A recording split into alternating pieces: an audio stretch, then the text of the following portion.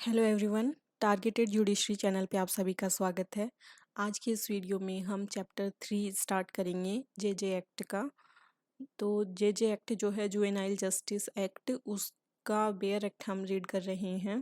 और इससे पहले हमने सेक्सुअल हरेसमेंट एक्ट 2013 को कंप्लीट कर लिया है।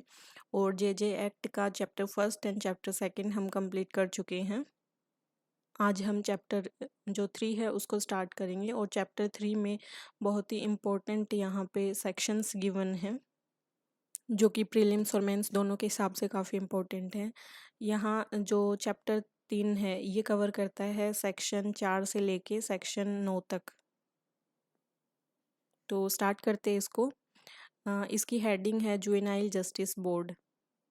सबसे पहले है सेक्शन 4। सेक्शन 4 का टाइटल है जुवेनाइल जस्टिस बोर्ड।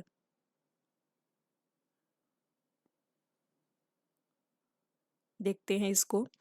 गिवन है कि note with standing anything contained in the code of criminal procedure 1973 the state government shall constitute for every district one or more juvenile justice boards for exercising the power and discharging its function relating to children in conflict with law under this act। तो important है सबसे पहले तो कि कौन constitute करता है। तो स्टेट गवर्नमेंट है वो कॉन्स्टिट्यूट करती है। प्रीलिम्स में डायरेक्ट ऐसा क्वेश्चन पूछा जा सकता है या फिर ऐसा पूछा जा सकता है कि जुवेनाइल जस्टिस ये जुवेनाइल जस्टिस एक्ट का सेक्शन 4 रिलेट करता है। तो ये है जुवेनाइल जस्टिस बोर्ड। किसी भी तरीके से क्वेश्चन यहाँ से पूछा जा सकता है। एक बार हिंदी में भी देख लेते हैं। इसको कहते हैं किशोर न्यायिक बोर्ड। दंड प्रक्रिया संहिता 1973 में अंतर्विष्ट किसी भी बात के होते हुए भी राज्य सरकार प्रत्येक जिले में एक या अधिक किशोर न्याय बोर्डों को इस अधिनियम के अधीन विधि का उल्लंघन करने वाले बालकों के संबंध में शक्तियों का प्रयोग करने और उसके कृत्यों का निर्वहन करने के लिए स्थापित करेगी। अगला है A board shall consist of a metropolitan magistrate or a judicial magistrate of first class, note being chief metropolitan magistrate and chief judicial magistrate hereinafter referred to as principal magistrate with at least 3 years experience and 2 social workers selected in such manner as may be prescribed, of whom at least one shall be a woman, forming a bench, and every such bench shall have the power conferred by the Code of Criminal Procedure 1973 on Metropolitan Magistrate, or as the case may be, a judicial magistrate of first class। तो सबसे पहले बात करते हैं कि juvenile justice board में कौन कौन होगा। तो जुवेनाइल जस्टिस बोर्ड जो है उसमें एक महानगर मजिस्ट्रेट यानी मेट्रोपॉलिटन मजिस्ट्रेट या फिर प्रथम वर्ग न्यायिक मजिस्ट्रेट यानी judicial magistrate of first class होगा। जो मुख्य महानगर मजिस्ट्रेट या मुख्य न्यायिक मजिस्ट्रेट ना होना चाहिए, जिसके पास कम से कम 3 साल का एक्सपीरियंस भी होना चाहिए। लिखा हुआ है यहाँ पे एट लीस्ट 3 ईयर एक्सपीरियंस होना चाहिए। और 2 ऐसे सामाजिक कार्यकर्ताओं से मिलकर बनेगा जिनका चयन ऐसी रीति से किया जाए जो विहित की जाए, और उनमें से एक महिला होगी। तो 2 सोशल वर्कर होंगे जिसमें से एक वुमन होगी। और यह एक न्यायपीठ का रूप लेगा और ऐसी न्यायपीठ को वही शक्तियाँ प्राप्त होंगी जो दंड प्रक्रिया संहिता 1973 द्वारा यथास्थिति किसी महानगर मजिस्ट्रेट का या प्रथम वर्ग न्यायिक मजिस्ट्रेट को प्रदत्त की गई हैं। नेक्स्ट यहाँ पे गिवन है no social worker shall be appointed as a member of the board unless such person has been actively involved in health education और welfare activities pertaining to children for at least 7 years or a practicing professional with a degree in child psychology, psychiatry, sociology और law। तो दिया गया है कि किसी भी सामाजिक कार्यकर्ता को बोर्ड के सदस्य के रूप में नियुक्त तभी किया जाएगा जब ऐसा व्यक्ति कम से कम 7 साल तक, इम्पोर्टेंट है, कम से कम एटलीस्ट 7 ईयर, कम से कम 7 साल तक बालकों से तात्पर्य स्वास्थ्य, शिक्षा और कल्याण संबंधी क्रियाकलापों में सक्रिय रूप से अंतर्वलित हो, या बाल मनोविज्ञान, मनोरोग विज्ञान, सामाजिक विज्ञान या विधि में डिग्री सहित व्यवसायरत वृत्तिक हो। अगला देखते हैं।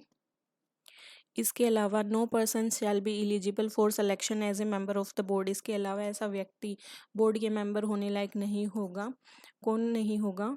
पहला दिया कि has any past record of वोलेशन of human right और चाइल्ड राइट्स। ऐसा कोई व्यक्ति जिसने पास्ट में ह्यूमन राइट का वोलेशन किया हो या चाइल्ड राइट का वोलेशन किया हो, यानी उसका मानव अधिकारों या बाल अधिकारों का अतिक्रमण किए जाने का कोई पिछला रिकॉर्ड रहा है, तो ऐसे व्यक्ति को हम बोर्ड का मेंबर जो है वो सेलेक्ट नहीं करेंगे। सेकंड है has been convicted of an offence involving moral turpitude and such conviction has not been reversed or has not been granted full pardon in respect of such offence. Second है उसे किसी ऐसे अपराध के लिए सिद्ध दोष ठहराया गया हो जिसमें नैतिक अधमता अंतर्वलित है और ऐसी दोष सिद्धि को उल्टा नहीं किया गया है, या उसे उस अपराध के संबंध में पूर्ण क्षमा प्रदान नहीं की गई, तो ऐसी स्थिति में भी वो मेंबर सेलेक्ट नहीं हो सकता है जुवेनाइल जस्टिस बोर्ड का। तीसरा है हैज बीन रिमूव्ड और dismissed from the service of the central government और स्टेट गवर्नमेंट और एन अंडरटेकिंग और कॉरपोरेशन ओन्ड और control by the central government और स्टेट गवर्नमेंट।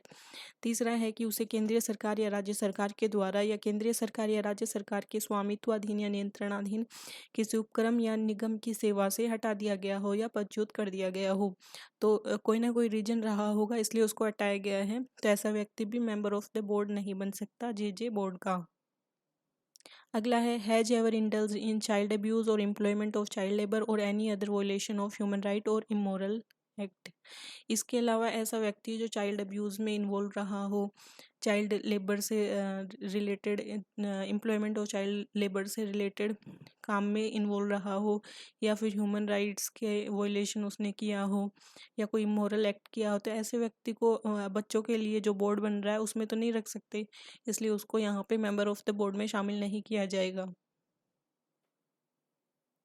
नेक्स्ट है the state government shall ensure the induction training and sensitization of all members including principal magistrate of the board on care protection rehabilitation legal provision and justice for children as may be prescribed is provided within a period of 60 days from the date of appointment। तो important है ये। यहाँ दिया गया है कि राज्य सरकार यह सुनिश्चित करेगी कि सभी सदस्य जिनको यहाँ पे चूज़ किया गया है जे बोर्ड में, जिसके अंतर्गत बोर्ड में प्रधान मजिस्ट्रेट भी है, का देखरेख, संरक्षण, पुनर्वासन, बालकों के लिए विधिक उपबंधों और न्याय के संबंध में ऐसा समावेशन, प्रशिक्षण और संवेदीकरण जो विहित किया जाए, उसकी नियुक्ति की तारीख से 60 दिन की भीतर की अवधि के में भीतर अधिष्ठान किया जाए। यानी यहाँ पे इंडक्शन ट्रेनिंग करेगी, सेंसिटाइजेशन करेगी, बच्चों से रिलेटेड यहाँ पे जो मामले हैं उनके केयर, प्रोटेक्शन, रिहेबिलिटेशन वगैरह, लीगल प्रोविजन से रिलेटेड, तो ये 60 days from the date of appointment में उसको करना होगा। नेक्स्ट गिवन है कि the term of office of the member of the J board and the manner in which such member may resign shall be such as may be prescribed. तो given है कि board के सदस्यों की पदावधि और वह रीति जिसमें ऐसा सदस्य त्यागपत्र दे सकेगा ऐसी होगी जो विहित की जाए। नेक्स्ट है appointment of any member of the board except the principal magistrate may be terminated after holding an inquiry by the state government. Board के किसी सदस्य की प्रधान मजिस्ट्रेट के सिवाय नियुक्ति को राज्य सरकार के द्वारा जांच करने के पश्चात समाप्त किया जा सकता है। कब किया जा सकता है? Has been found guilty of misuse of power vested under this act.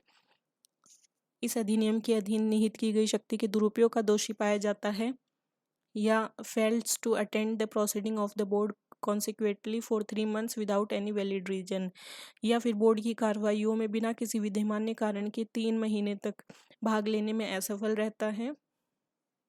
Fails to attend less than 3/4 of the sitting in a year, किसी वर्ष में न्यूनतम 3/4 से कम बैठकों में भाग लेने में असफल रहता है। नेक्स्ट है become ineligible under subsection 4 during his term as a member. इसके अलावा सदस्य के रूप में अपनी अवधि के दौरान उपधारा 4 के अधीन अपात्र हो जाता है, जो अपात्रता की कंडीशन हमने ऑलरेडी पढ़ ली है। तो ऐसी स्थिति में appointment of any member of the board को टर्मिनेट किया जा सकता है। तो ये था हमारा सेक्शन नंबर 4 जो काफ़ी इंपॉर्टेंट है, डायरेक्ट वहाँ से क्वेश्चन पूछे जा सकते हैं। अब हम डिस्कस करेंगे सेक्शन नंबर 5। सेक्शन नंबर 5 में टाइटल है placement of person who ceases to be a child during process of inquiry. यानी उस व्यक्ति का स्थानन जो जांच की प्रक्रिया के दौरान बालक नहीं रह जाता है। दिया है where an inquiry has been initiated in respect of any child under this act and during the course of such inquiry the child complete the age of 18 year, then notwithstanding anything contained in this act or in any other law for the time being in force, the inquiry may be continued by the board and order may be passed in respect of such person as if such person had continued to be a child. तो यहाँ पे title है कि ऐसा उस व्यक्ति का स्थान है जो जांच प्रक्रिया के दौरान बालक नहीं रह जाता। यानी बालक की डेफिनेशन में हमने देखा था कि 18 ईयर से कम तक के बच्चे को लिया गया था, लेकिन अगर बच्चा 18 ईयर की एज यहाँ कंप्लीट कर लेता है तो उस स्थिति में क्या करेंगे। तो जहाँ किसी बालक के संबंध में इस अधिनियम के अधीन जांच आरंभ कर दी गई है और ऐसी जांच के दौरान वो बच्चा जो है वो 18 साल की आयु पूरी कर लेता है, तो उस समय इस अधिनियम या तत्समय प्रवर्त कोई भी अन्य विधि में अंतर्विष्ट किसी भी बात के होते हुए भी बोर्ड है वो जांच जारी करेगा और उस जांच में उस बच्चे को इस तरीके से रखा जाएगा कि वो बच्चा अभी भी बालक है। यानी उस व्यक्ति के विरुद्ध आदेश इस रूप में पारित किए जा सकेंगे मानो ऐसा व्यक्ति अभी भी बालक है। एक यहाँ पे छोटा सा एडिशन करना था, यहाँ पे जो लेस देना है उसको हटा देना है और यहाँ पे करेंगे minimum fails to attend minimum 3/4 of the sitting in a year, और ये जो है सब्सटीट्यूट किया गया है जे एक्ट जो है अमेंडमेंट एक्ट 2021 में। तो ये याद रखना है, लेस देन को हटा के यहाँ पे मिनिमम है। ये जो बेयर एक्ट है पुराना है और अभी मेरे पास जो बेयर एक्ट है जो हार्ड कॉपी है वो नया है, तो उसमें से जो भी अमेंडमेंट किए गए हैं वो मैं आपको यहाँ बता रही हूँ। नेक्स्ट अब हम पढ़ेंगे सेक्शन नंबर 6। सेक्शन नंबर 6 इसका टाइटल क्या है, placement of persons who committed an offence when person was below the age of 18 year. ऐसे व्यक्ति का स्थान है जिसने अपराध तब किया था जब उसकी आयु 18 साल से कम थी। तो ऐसी स्थिति में क्या करेंगे, गिवन है कि any person who has completed 18 year of age and is apprehended for the committing an offence when he was below the age of 18 year, then such person shall subject to the provision of this section be treated as a child during the process of inquiry। तो दिया गया है कि ऐसा बच्चा जिसने 18 साल की आयु पूरी कर ली है लेकिन उसने जब अपराध किया था उस टाइम में उसकी जो आयु थी वो 18 वर्ष से कम थी, तो ऐसे अपराध करने के लिए गिरफ्तार किया जाता है। तो जब भी जांच प्रक्रिया चलेगी उस व्यक्ति को इस धारा के उपबंधों के अधीन रहते हुए जांच प्रक्रिया के दौरान बालक ही समझा जाएगा, यानी 18 साल से कम की तरह ही ट्रीट किया जाएगा। अगला दिया है कि the person referred to in sub section first if not release on bail by the board shall be placed in a place of safety during the process of inquiry. दिया है कि उपधारा फर्स्ट में निर्दिष्ट व्यक्ति यदि उसे बोर्ड के द्वारा जमानत पर छोड़ा नहीं जाता तो उसको क्या किया जाएगा, अ प्लेस ऑफ सेफ्टी पर रखा जाएगा, यानी जांच की प्रक्रिया के दौरान उसको सुरक्षित स्थान पर रखा जाएगा। अगला है the person refer to in sub section first shall be treated as per the procedure specified under the provision of this act. उपधारा फर्स्ट में निर्दिष्ट व्यक्ति को इस अधिनियम के उपबंधों के अधीन विनिर्दिष्ट प्रक्रिया के अनुसार माना जाएगा। नेक्स्ट है section number 7, procedure in relation to board, यानी बोर्ड के संबंध में प्रक्रिया। The board shall meet at such time and shall observe such rules in regard to transaction of business at its meeting as may be prescribed and shall ensure that all procedure are child friendly and that the venue is not intimidating to the child and does not resemble as regular courts. यानी board जो है वो ऐसे समय पर अपनी बैठक करेगा और अपनी बैठकों में कारोबार के संव्यवहार के बारे में ऐसे नियमों का अनुपालन करेगा जो विहित किए जाएं और वह यह सुनिश्चित करेगा कि सभी प्रक्रियाएं बाल हितैषी हों और यह है कि वह स्थान बालक को अभित्रास करने वाला अथवा नियमित न्यायालय के समान न हो। नेक्स्ट गिवन है कि a child in conflict with law may be produced before an individual member of the board when the board is not in sitting. विधि का उल्लंघन करने वाला जो बच्चा है उसको जब बोर्ड की कोई बैठक ना हो रही हो तो किसी व्यष्टिक व्यक्ति इंडिविजुअल पर्सन के समक्ष पेश किया जाएगा। नेक्स्ट है ए बोर्ड में act notwithstanding the absence of any member of the board and no order passed by the board shall be invalid by the reason only of the absence of any member during any stage of proceeding। जो board है उसके किसी सदस्य के अनुपस्थित होते हुए भी काम कर सकेगा और बोर्ड के द्वारा पारित कोई भी आदेश कार्रवाइयों की किसी प्रक्रम के दौरान केवल किसी सदस्य की अब्सेंस के कारण ही अविधिमान्य नहीं होगा। अगला है provided that there shall be at least 2 members including the principal magistrate present at the time of final disposal of the case और in making an order under sub section 3 of section 18।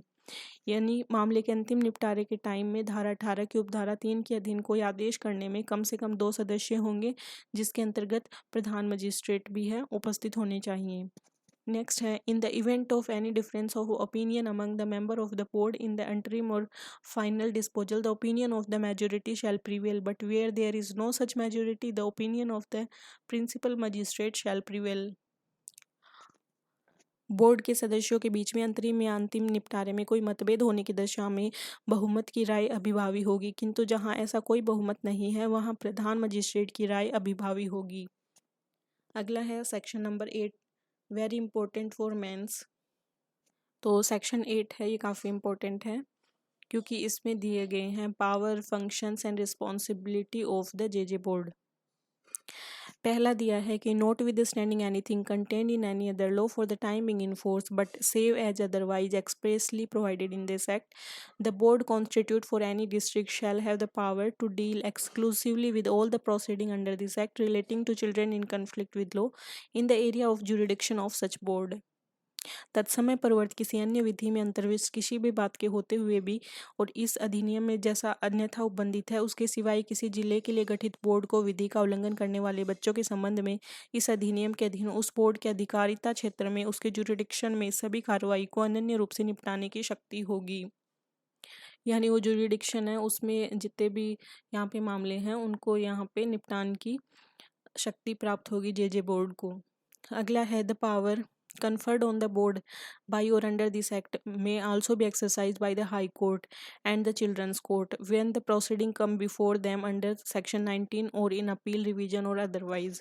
इस अधिनियम के द्वारा उसके अधीन बोर्ड को प्रदत्त शक्तियों का प्रयोग उच्च न्यायालय भी कर सकता है और बालक न्यायालय भी कर सकता है, तब जब कार्रवाइयाँ अपील या पुनरीक्षण में या अन्यथा धारा 19 के अधीन उसके समक्ष आती हैं तो किया जा सकता है। नेक्स्ट है द फंक्शन और responsibility of the board shall include ensuring the informed participation of the child and the parent और guardian in every step of the process. Board के कृत्य और उत्तरदायित्वों के अंतर्गत निम्नलिखित भी आएंगे। सबसे पहले है कि प्रक्रिया के प्रत्येक क्रम पर बालक और उसके माता पिता या संरक्षक की सूचनाबद्ध सहभागिता को सुनिश्चित करना। नेक्स्ट है ensuring that the child right are protected throughout the process of apprehending the child inquiry after care and rehabilitation.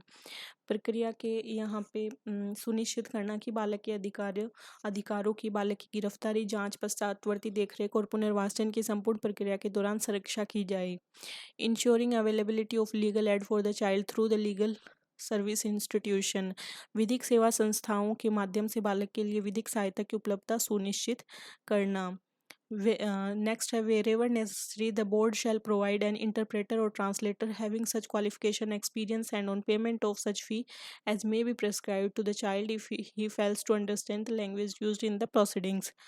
जो बच्चा है उसको बोर्ड में जब कभी भी आवश्यक हो, यदि कार्रवाई में जो भाषा यूज़ की गई है वो नहीं समझ पा रहा है तो उसके लिए दुभाषिया या अनुवादक जिसके पास ऐसी अहर्ता और अनुभव है ऐसी फीस का जो विहित की जाए संदाई करने पर उपलब्ध करवाएगा।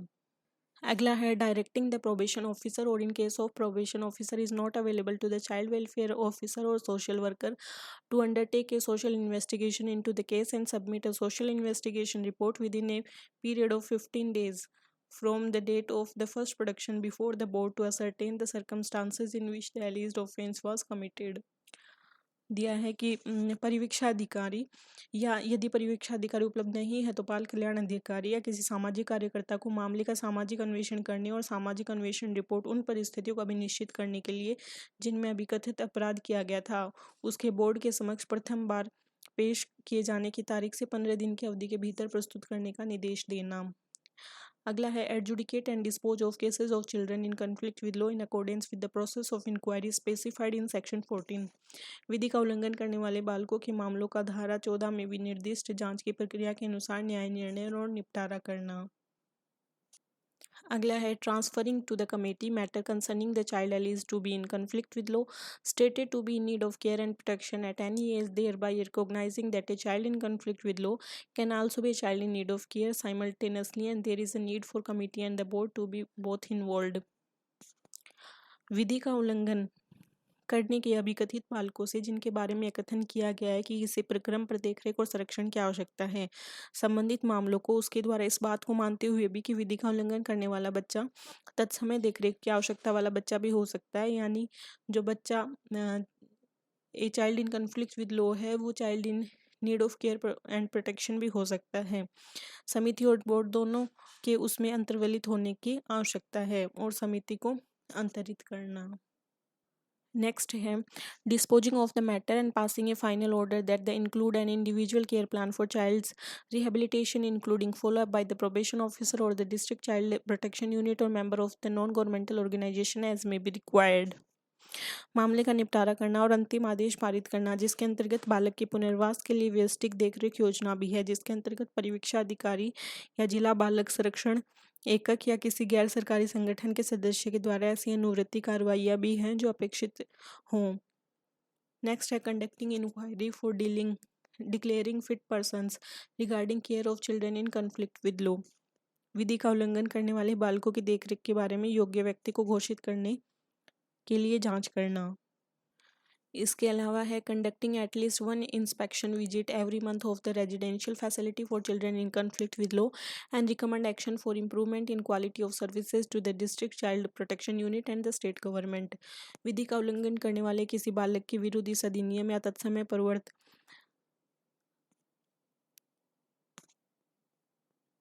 तो इनके लिए जो रेजिडेंशियल फैसिलिटीज़ बनाई गई हैं उनका पर मंथ एक बार विजिट करना और यहाँ पे क्वालिटीज़ जो हैं उसमें इम्प्रूवमेंट करने के लिए यहाँ पे रिकमेंडेशन देना।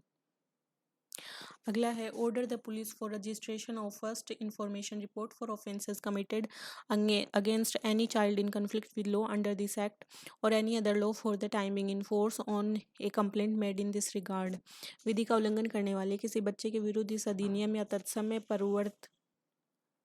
प्रवर्त किसी अन्य विधि के अधीन कारित अपराधों के संबंध में इस बारे में की गई किसी शिकायत पर प्रथम इतला रिपोर्ट रजिस्टर करने का पुलिस को आदेश देना। अगला है order the police for registration of first information report for offences committed against any child in need of care and protection under this act और any other law for the timing in force और a written complaint by a committee in this regard. इस बात की जांच करने के लिए कि जो बच्चे child in need of care and protection हैं उनके लिए यहाँ पे तो उन बच्चों